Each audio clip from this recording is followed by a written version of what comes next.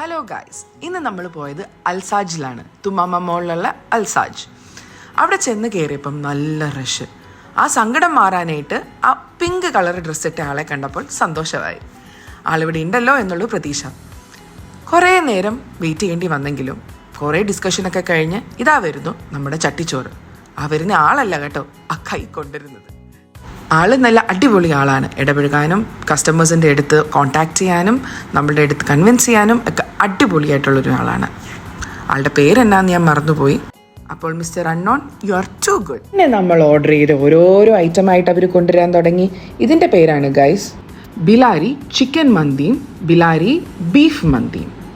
ശിച്ചു പോയത് ചട്ടിച്ചോറും ബിരിയാണിയാണെങ്കിലും കിട്ടിയ വെച്ച് നമ്മൾ അങ്ങ് അഡ്ജസ്റ്റ് ചെയ്തു. ഇതാണ് ഗൈസ് അവരുടെ സീ ഫുഡ് പ്ലേറ്റർ. അടിപൊളിയാണ്, നല്ല ക്വാണ്ടിറ്റി ഉണ്ട്, പ്രൈസിലും വിത്തിൻ ദ റേഞ്ചാണ്. ഇത് ഫിഷ് പൊള്ളിച്ചതാണ്. അവരിതിൽ യൂസ് ചെയ്തിരിക്കുന്ന ഫിഷ് ഷേരി ഫിഷാണ്. നല്ല പ്രസൻറ്റേഷൻ ആയിരുന്നു, കാണാനും നല്ല ഭംഗിയുണ്ടായിരുന്നു. ആ വാഴയിൽ ഓപ്പൺ ചെയ്തപ്പം നല്ല സ്മെല്ലായിരുന്നു. ഫിഷിൻ്റെ അല്ല, അരോമ.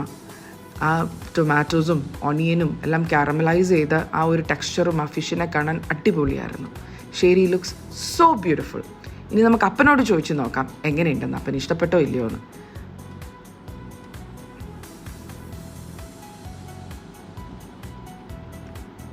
ആർക്കിഷ്ടപ്പെട്ടില്ലെങ്കിലും മീനിൻ്റെ ഏത് ഐറ്റം ആണെങ്കിലും എൻ്റെ അപ്പന് ഇഷ്ടപ്പെടുമെന്ന് എനിക്ക് ഉറപ്പാണ്. ആളുടെ റിയാക്ഷൻ കാണാം. ആദ്യത്തെ തന്നെ മനസ്സിലായല്ലോ, ആ തക്കാളി കഴിച്ചപ്പോൾ തന്നെ അതിൻ്റെ ആ ഫ്ലേവർ അപ്പന് അധികം മനസ്സിലായിട്ടുണ്ട്. കാരണം അപ്പനൊരു ഫിഷ് ഫാനാണേ. ഫിഷ് ഏത് രൂപത്തിൽ കൊടുത്താലും അപ്പന് ഭയങ്കര ഇഷ്ടമാണ്. ഈ പയോളി ചിക്കൻ ഫ്രൈ അവർ ഹൈലി റെക്കമെൻഡ് ചെയ്യണേ അവരുടെ ഒരു ഐറ്റമാണ്. എല്ലാം കഴിച്ച് വയറെല്ലാം ഫുള്ളായി. എല്ലാവരുടെയും പ്ലേറ്റ് കാണുമ്പോൾ നിങ്ങൾക്ക് മനസ്സിലാവുമല്ലോ.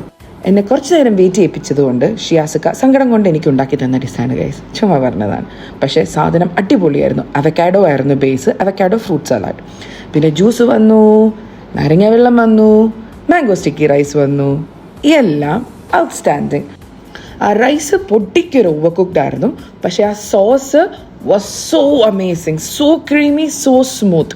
അടിപൊളിയായിരുന്നു. മാംഗോസ് പറയാതിരിക്കാൻ പറ്റില്ല. It was so sweet, blending with the flavour. നമ്മുടെ കുട്ടികൾക്കൊക്കെ ഇഷ്ടപ്പെടാൻ പറ്റിയ ഡിഷാണ്.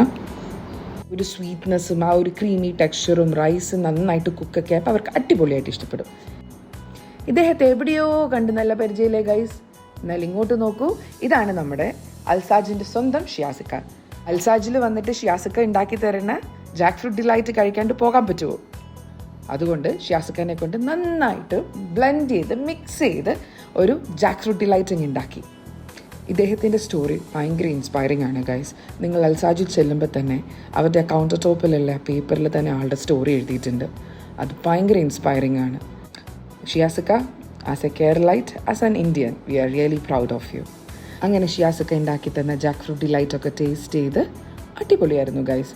ഒരു ക്രീമി, ഒരു പപ്പടത്തിൻ്റെ ഫ്ലേവർ, ജാക്ക് ഫ്രൂട്ടിൻ്റെ ഫ്ലേവർ, ഇച്ചിരി ഒരു സ്ലൈറ്റർ സ്വീറ്റർ സൈഡാണ്.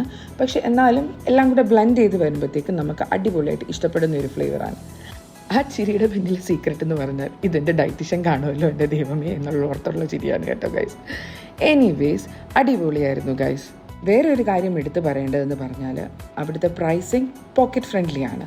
അടുത്ത് തന്നെ പെട്ടെന്ന് വരാമെന്നും പറഞ്ഞുകൊണ്ട് ഞങ്ങൾ അവിടെ നിന്ന് ഇറങ്ങുകയാണ് guys. Tata bye bye, see you in my next vlog. Take care, മസലാമ.